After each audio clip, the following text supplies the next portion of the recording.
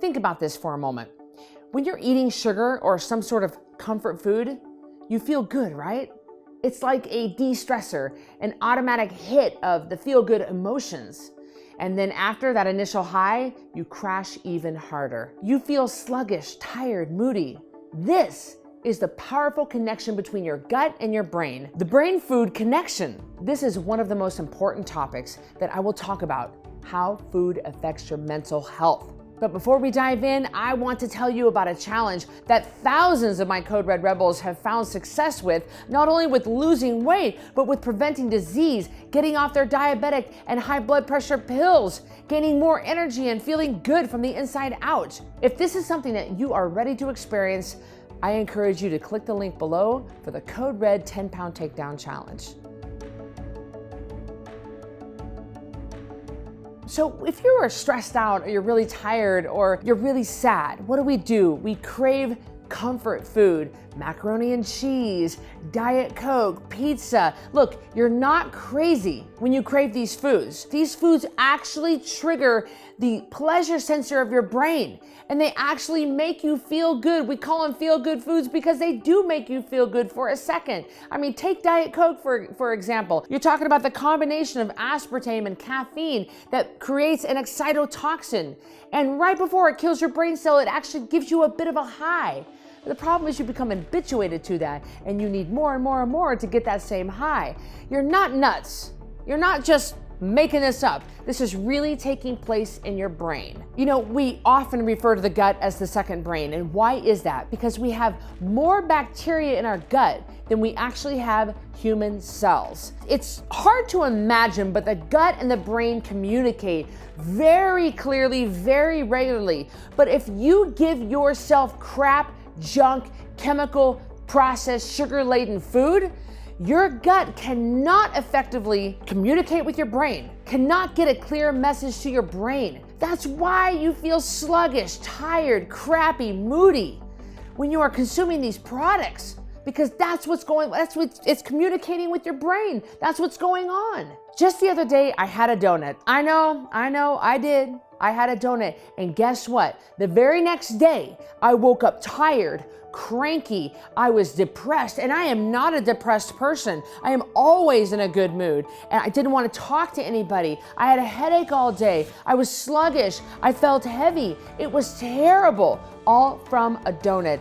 It's absolutely not worth it. But are you surprised? Are you surprised to hear that? Was I surprised? Absolutely not, because the gut really is feeding the brain. It is sending signals to the brain. It's telling your brain what's going on. And when you give it crap, you're gonna feel like crap. And listen, hey, it feels good in the moment. I mean, you're not crazy here. It really does taste good at that moment, but literally for a moment, it feels good. And then immediately you start crashing. Immediately you come down off that high and you tank. And then what is it gonna take to get you back up again? Another hit of sugar, and it is a vicious cycle that you don't want to mess around with. You want to get off that cycle. You want to completely detox from sugar, and you want to stay off sugar because you don't want to go around that mountain over and over and over again. It does your health no good. Sugar is 8 times more addictive than heroin. You have heard this, and that is not just some fancy thing that we just throw around to impress you. That is true. But the thing about sugar is it's at the Home Depot checkout, for crying out loud. You go in and get a piece of plywood and you're just being bombarded by sugar and candy and junk. It's everywhere. It's all around us. Heroin, not really. So I would argue that it's harder to get off sugar. It's harder to stay away from it.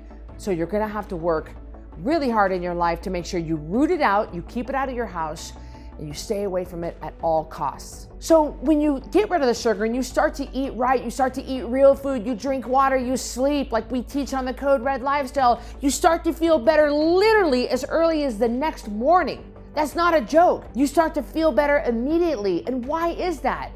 It's not because you're crazy or you're making it up. It's because now your body can function better. Now your gut can speak to your brain. Now the brain Inflammation is going down. The inflammation of the gut is going down. The toxins are getting out of your body, and your body can effectively communicate, can effectively function, and effectively treat you good now that you're treating it good. Listen, I can't stress this enough, and it's one of the reasons why I'm so passionate about helping people. You can tell by the way I'm talking to you.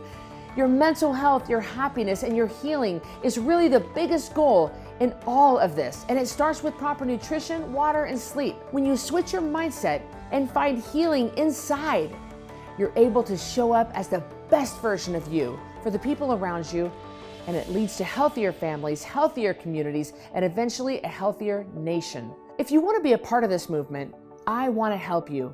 Join the Code Red Rebel community today and click the link below. If you like this video, give me a thumbs up. I would appreciate that. And better yet, subscribe to this channel. That way you're notified when I release a new video. But we're talking about mental health, so I want to hear from you. Comment below and tell me, you used to go for comfort food when you felt stressed or sad or lonely, but what do you do now?